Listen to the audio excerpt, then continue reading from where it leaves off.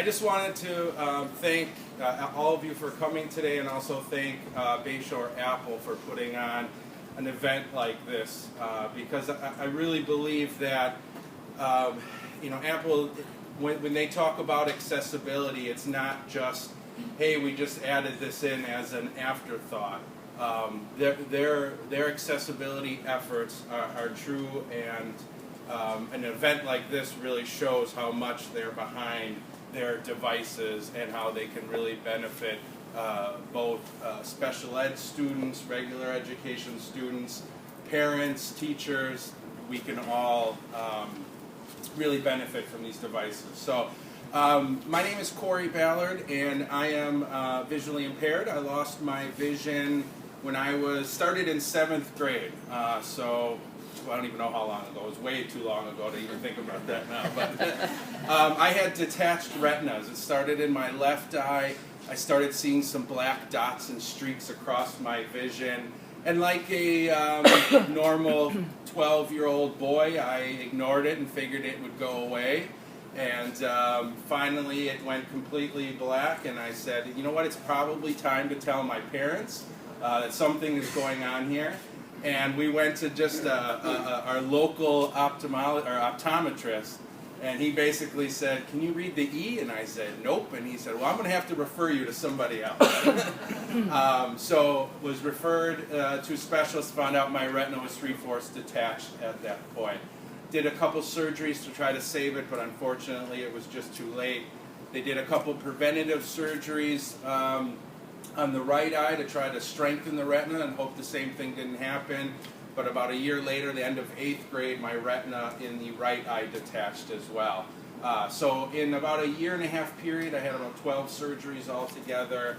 And by the end of 8th grade, I was left completely blind in one eye. In the left eye, the right eye is, I can see light and color. I usually tell people it's like looking through frosted glass. I can see, you all look like blurry blobs to me. Don't be offended, but you all look like blurry blobs. So I got to start high school not only as a freshman with all of those worries and concerns, but I was also starting as a freshman who couldn't see any longer. So I was a special ed student and trying to figure out how am I going to make it through high school visually impaired. And now I look back at it, and I've been a user of an iPhone for 3 or 4 years now. And I look back at what the iPhone and the iPad and MacBook, computers themselves, Mac computers, I look now at how they could have benefited me as a special ed student or a regular education student 15, 20 years ago. There's so many things that could have made my tenure as a student so much easier. And some of those things are included right on every iOS device, right? Every iPhone, iPad, iPod Touch. The Reminders app that's new in iOS 5.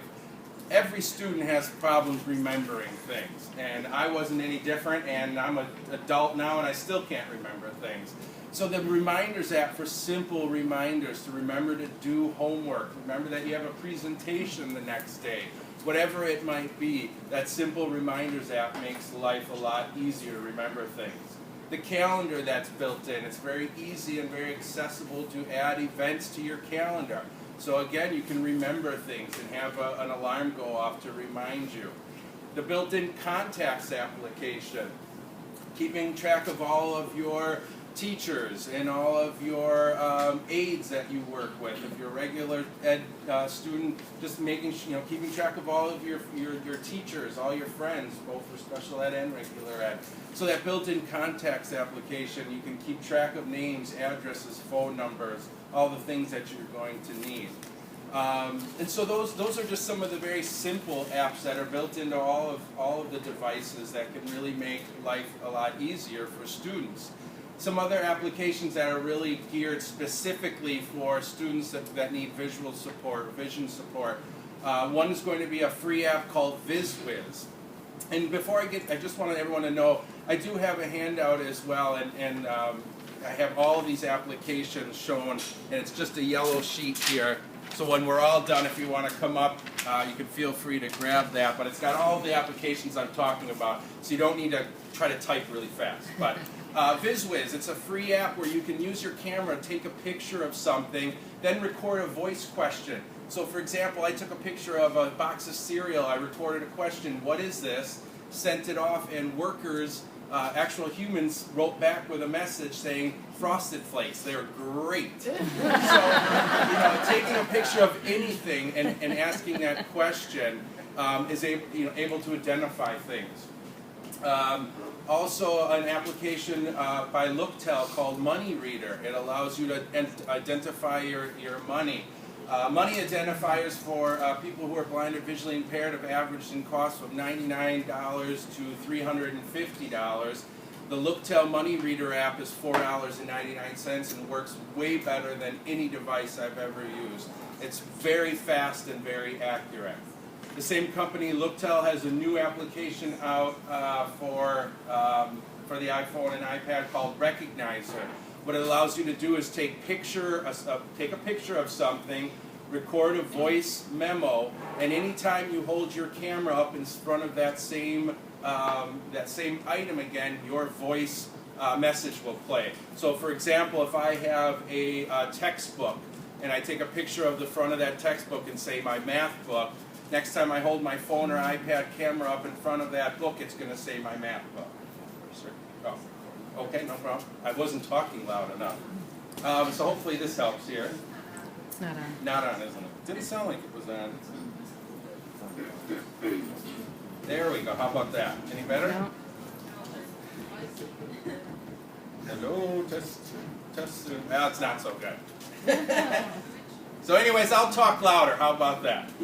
Doesn't look like the microphone's going to work. So the Recognizer app that I mentioned, so that allows you to identify different things. Cans of soup, whatever it might be, clothes, people's faces. I took a picture of one of my children and put the phone up in front of them, and they said, "It's your daughter." So in case I can't tell the difference between my daughter and son, I can now use my phone to determine that. There's also applications that aren't really geared just for people with vision impairments, but one application that would have been helpful, it's helpful to me now and would have been as a student, is an application called Elements, and it's what they call a plain text editor. So it allows you to take notes and write papers and things like that, but what's great about it is it talks to and works with another app called Dropbox. What Dropbox allows you to do is anything that you have, any files or folders, pictures that you have stored in your Dropbox directory, let's say on your computer at home, you can access from your phone and vice versa. So if any student writes their paper at home, stores it in their Dropbox, goes to school, realizes I completely forgot to bring my paper, they can use their device and access that exact paper that they were working on at home. Also, GPS applications. GPS has been great for me as a traveler out going to and from work every day.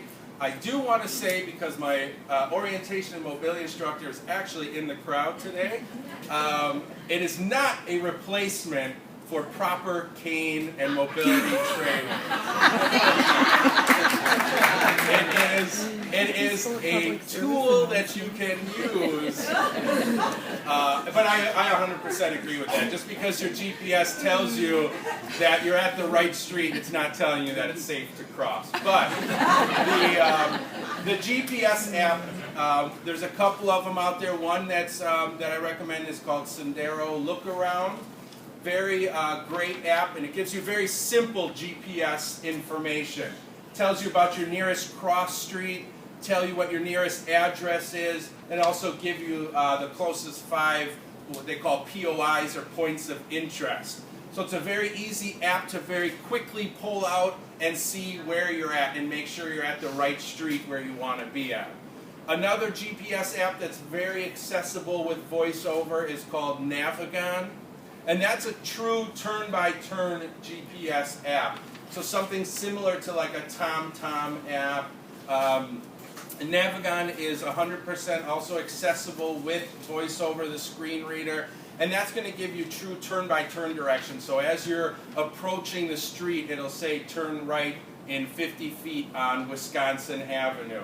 So it's going to give you actual step-by-step instructions as you're traveling, and also allow you to search for specific addresses or specific points of interest that are around you as well. So all of these applications would have been, they're completely make my life a lot easier professionally now, but they would have also translated to being a student, both a special ed student and both a regular education student.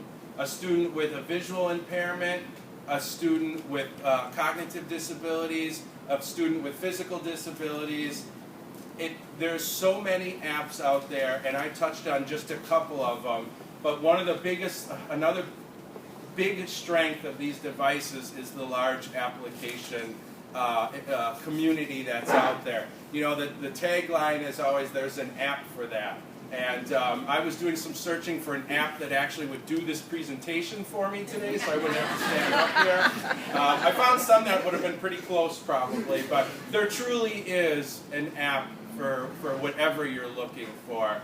And I believe strongly that these devices can really make not only your life as a teacher, or your life as a parent, or your life as a student so much easier. So thank you guys so much. I will be off to the side here if you have any questions about any specific apps that I talked about today, or any other question. I'll answer absolutely anything except what's the winning lottery tickets numbers, that I don't know. But anything else I'll be happy to answer. So thank you for the opportunity.